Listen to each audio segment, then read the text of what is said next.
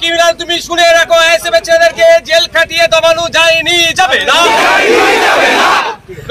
Notorious criminal তুমি শুনে রাখো, আইএসএফ এর ছেলেদেরকে জেল কাটিয়ে দমানো যায়নি, যাবে না।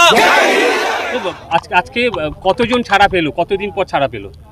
দেখুন, আমরা ওয়াকফ সংশোধনী আইন যে 2025 বাতিল হয়েছে এটার প্রতিবাদে কলকাতায় একটা মিছিল করেছিলাম। সেই মিছিলে যাওয়ার পথে ভাঙড়ে কলকাতা পুলিশ আটকে দেয়।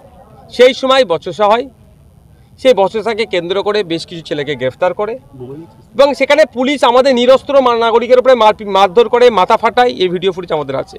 তারপরে বিকালে সোনপুর বাজারে একটা প্রোগ্রাম হয় এই ওয়াকফ সংশোধনী আইন বাতিল করার জন্য। ওখানে যারা মিছিল নিয়ে আসছিল পুলিশ তাদেরকে আটকায়, তাদেরকে লাঠিচার্জ করে এবং তারপরে আমরা দেখতে পাই পুলিশের কয়েকটি গাড়িতে আগুন লাগিয়ে দিয়েছে। সেটাকে কেন্দ্র করে আমাদের অনেক ছেলের, আইএসএফের অনেক ছেলের নামে অনেক মিথ্যা মামলা দিয়েছে। আমরা বারবার বলেছিলাম যে আপনাদের কাছে বাজারে সিসিটিভি ফুটেজ আছে, আপনারা সিসিটিভি ক্যামেরা লাগিয়ে রেখেছেন, কারা আগুন লাগাচ্ছে ওই ভিডিওটি পাবলিক করুন। করতে পারেনি, আর আমরা চ্যালেঞ্জ করছি ওরা করবেও না। কারণ ওখানে তৃণমূল কংগ্রেস আর পুলিশের একটা অংশ ষড়যন্ত্র করে আগুন লাগিয়ে আইএসএফের নামে মিথ্যাচার করেছে। আমরা আইনে লড়াই লড়ে আমাদের ছেলেগুলোকে জামিন করেছি।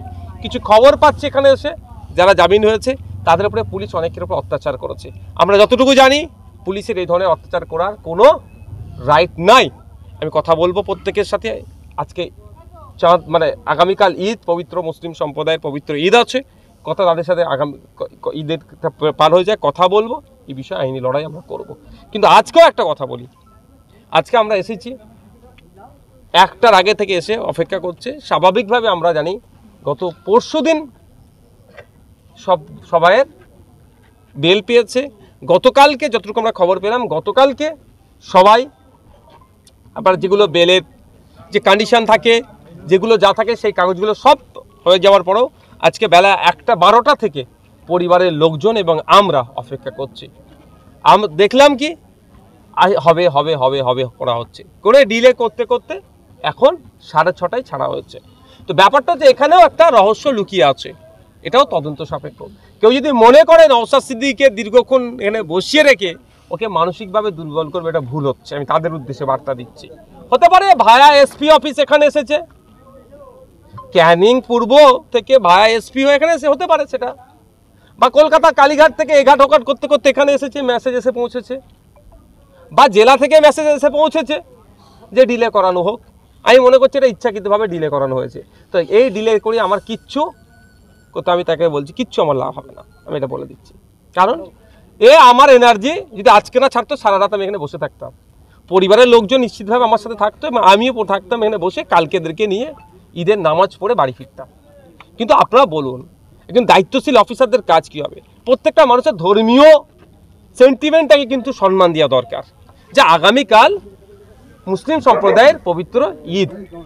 সেক্ষেত্রে আমরা যত তাড়াতাড়ি সম্ভব এটা রিলিজ করা। তার পরিবর্তে আমরা কি দেখলাম যে ইচ্ছাকৃতভাবে ডিলে করিয়েছে। আমার কাছে ডেটা আছে, এই যারা অফিসার এখানে আছে না, এই অফিসারকে প্রশ্ন সম্মুখীন করার মতো ডেটা আছে। শুধু অফিসারদের মান সম্মানের জন্য সেই তথ্যগুলো দিইনি, এখানের মধ্যে কি হয় না হয় সে তথ্য আমার কাছে আছে। 10 তারিখে মুখ্যমন্ত্রী দেশে নিরাপত্তা নিয়ে কথা বলবেন, স্পিকার স্যার নিজে ওটাকে রেজুলেশনটাকে নিজে তিনি পেশ করেছেন। আমাদের আর্মিদের বীরত্ব নিয়ে এবং অ্যাটাক নিয়ে, অর্থাৎ দেশে নিরাপত্তা নিয়ে কথা হবে। মুখ্যমন্ত্রী বলবেন তার রাজ্যে জেলের মধ্যে কতটা নিরাপত্তা আছে, যদি আমি প্রশ্নগুলো তুলে দিই মুখ দেখাতে পারবে তো?